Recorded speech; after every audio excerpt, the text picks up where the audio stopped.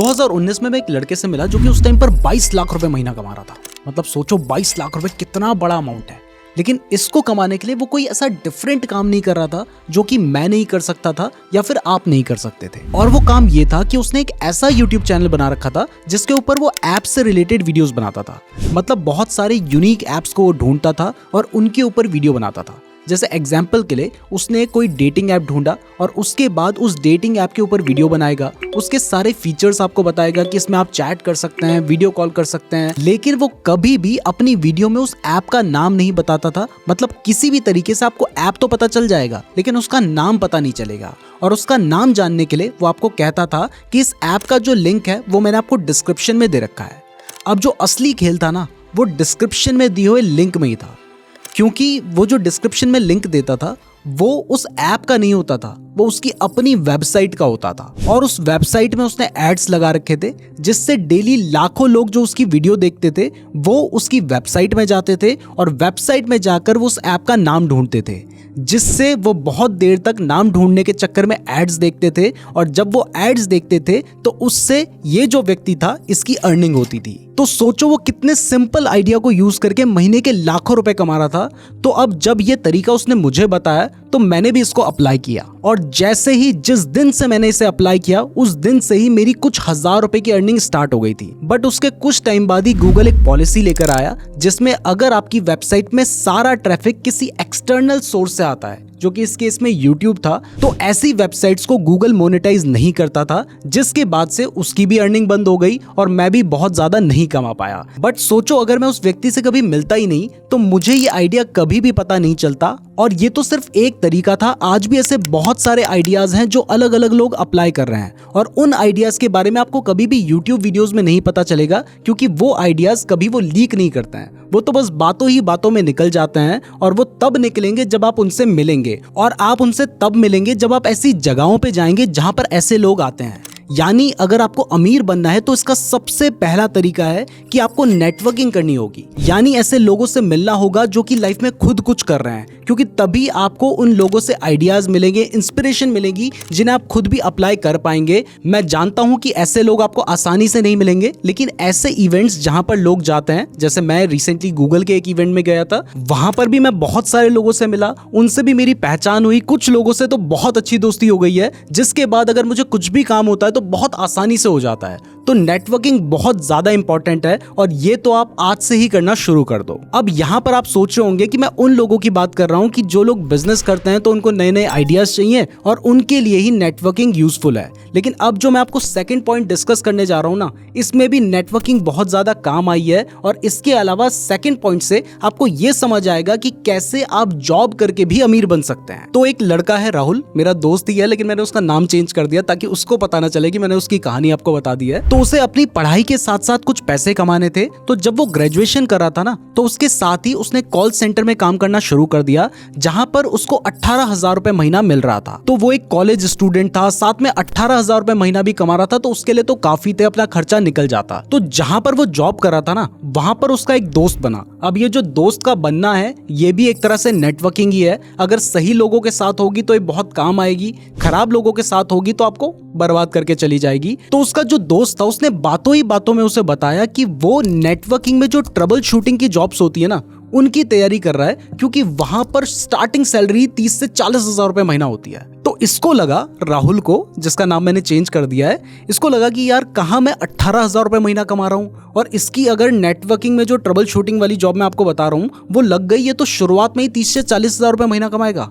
तो उसने सोचा यार मेरे को भी यही करना है। तो अब सोचो अगर ये उस दोस्त से नहीं मिलता तो इसको इस चीज के बारे में पता ही नहीं चलता। तो अब इसने आईटी में जो नेटवर्किंग से रिलेटेड ट्रबल शूटिंग की जॉब्स होती है उसके बारे में पढ़ना शुरू कर दिया। यहाँ पर भी उसका वो दोस्त काम आया, उसने अपने दोस्त से भी काफी हेल्प ली और जब उसे ये काम अच्छा खासा आ गया तब दोनों ने मिलकर जॉब के लिए अप्लाई किया और राहुल को जॉब मिल गई। और जैसा उसने सोचा था ना कि मेरी सैलरी बढ़ जाएगी, तो उसकी सैलरी सीधा डबल हो गई। लेकिन वो यहाँ पर भी नहीं रुका, क्योंकि जहां पर अब वो जॉब कर रहा था वहां पर इसे पता चला कि जो क्लाउड सर्विसेज हैं जैसे कि Amazon AWS या फिर Microsoft Azure, इसमें और ज्यादा सैलरी मिलती है। तो उसने नेटवर्किंग में जो ट्रबल शूटिंग की वो जॉब कर रहा था उसके साथ साथ क्लाउड सर्विसेज के बारे में भी सीखना शुरू कर दिया। और 2-3 साल में जब उसे उसकी अच्छी खासी नॉलेज हो गई तब उसने जॉब के लिए अप्लाई किया। अब उसकी नई जॉब कहां लगी थी ये भी बता देता हूं। माइंडट्री कंपनी में उसकी जॉब लगी थी और उसकी स्टार्टिंग सैलरी 1.5 लाख रुपए महीना थी। तो सोचो सिर्फ 3 से 4 सालों में वो 18,000 रुपए से 1.5 लाख रुपए महीना तक पहुंच गया था। और ये सब कैसे हुआ था? ये सब इसलिए हुआ था क्योंकि उसने हर टाइम खुद को अप स्किल किया था। तो अगर आप भी जॉब से अमीर बनना चाहते हैं ना, तो आपको भी खुद को अप स्किल करना होगा। आपको नए स्किल सीखने होंगे। अब अप स्किल का मतलब ये बिल्कुल भी नहीं है कि जैसे राहुल बार बार अपनी जॉब को स्विच कर रहा था, नई नई चीजों को सीख रहा था, आप भी वैसा ही करें। आप जिस सेक्टर में या जिस इंडस्ट्री में काम कर रहे हैं वहां पर आप और ज्यादा स्पीड से कैसे काम कर सकते हैं, और ज्यादा एफिशिएंटली कैसे काम कर सकते हैं, और ज्यादा बेटर क्वालिटी का काम कैसे कर सकते हैं, ये भी अप स्किलिंग में ही आता है। जैसे अगर आज के टाइम पर आप वेब डिजाइनिंग का काम कर रहे हैं, तो यहाँ पर अगर आप AI की हेल्प लेकर वेब डिजाइनिंग करेंगे तो आपका जो टाइम होगा वो काफी कम हो जाएगा। इसके साथ साथ ही आप जो लोग मैनुअली काम कर रहे हैं हो सकता है उनसे भी बेटर वेबसाइट बना सकें।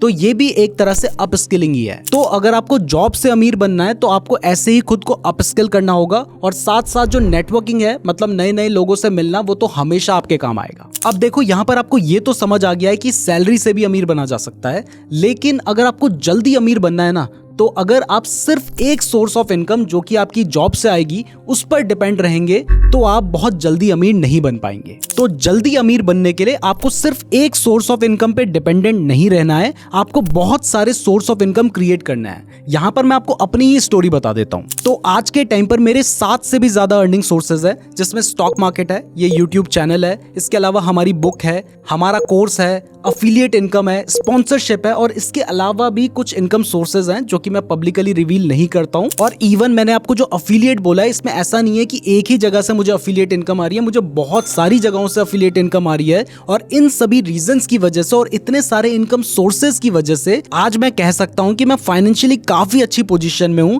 अब अगर मैं सोचूं कि सिर्फ एक ही सोर्स ऑफ इनकम पे डिपेंडेंट रहता तो शायद मुझे ये सब जो मैंने आज अपनी लाइफ में कर लिया है वो करने के लिए शायद पूरी लाइफ लग जाती। और अगर मेरी बात छोड़ भी दो तो सोचो जो इंडिया का सबसे अमीर आदमी है, यानी मोटा भाई, मतलब मुकेश अंबानी जी, अपने उनको उनका जो पेट्रोलियम का बिजनेस था उससे हजारों करोड़ रुपए आ रहे थे। लेकिन उसके बाद भी वो सिर्फ एक जगह पे नहीं रुके, उन्होंने टेलीकॉम में एंट्री की, रिटेल सेक्टर में एंट्री की, फाइनेंशियल सर्विसेज में एंट्री की, और इसके अलावा भी बहुत सारे उनके इनकम सोर्सेज हैं। यानी जो इंडिया का सबसे अमीर इंसान है उसने भी बहुत सारे इनकम सोर्स बना रखे हैं। तो आप सिर्फ एक सोर्स ऑफ इनकम पे क्यों रुके हो? तो अगर आपको भी अमीर बनना है ना, तो इस वीडियो को देखने के बाद, वीडियो को लाइक करने के बाद, चैनल को सब्सक्राइब करने के बाद अपने लिए नए सोर्स ऑफ इनकम क्रिएट करना शुरू कर दो। अब देखो, आप मल्टीपल सोर्स ऑफ इनकम तो बना लोगे, कुछ नहीं करोगे तो कम से कम रेंट पे ही कोई प्रॉपर्टी देके वहां से पैसे कमा लोगे। लेकिन इसके बावजूद मैंने देखा है कि बहुत सारे लोगों के पास ना बहुत सारे सोर्सेज से पैसा आ रहा है, लेकिन फिर भी वो कभी अमीर नहीं बन पाते हैं। और ऐसा क्यों है ये मैं आपको एक कहानी से समझाता हूं। तो एक बार एक साहूकार ने, जो मनी लेंडर होते हैं उसकी बात कर रहा हूं, उसने अपना जो अकाउंटेंट था उसको कहा कि 2 दिन के अंदर अपने जितने भी अकाउंट्स हैं इनको मैनेज कर लो। अब काम बहुत ज्यादा था तो उसका जो अकाउंटेंट था वो 2 दिन के अंदर उस काम को कंप्लीट नहीं कर पाया, जिसके बाद जो साहूकार था उसको बहुत गुस्सा आया। अब उसके गुस्से को देखकर उसका जो अकाउंटेंट था ना, उसने साहूकार को शांत करवाने की कोशिश की। उसको कहा कि सर, ये जो काम है ना, ये मैं करना ही नहीं चाहता हूँ, मेरे को पसंद ही नहीं है, और फिर भी मैंने पूरी कोशिश की थी लेकिन ये काम नहीं हो पाया। तो साहूकार ने उसकी बात को समझा, लेकिन उसको अपना काम भी निकलवाना था। तो उसने उस अकाउंटेंट को कहा कि ठीक है, तू ये काम नहीं करना चाहता, अच्छी बात है, लेकिन उसके बाद तेरा गुजारा कैसे चलेगा?